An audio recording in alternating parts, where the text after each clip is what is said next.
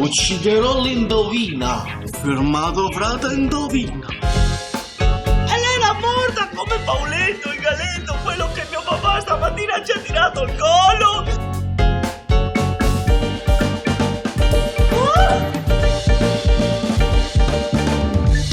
Sono a conoscenza di un grande segreto. Vedi, quello era il suo solito posto. Piegere un fio. Quindi voi avete assistito al delitto.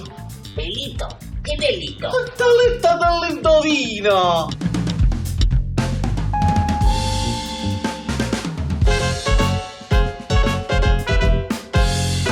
Maia, mi avevo da impedire che parlasse il mio papà. Mannaggia, ho capito tutto. Ah!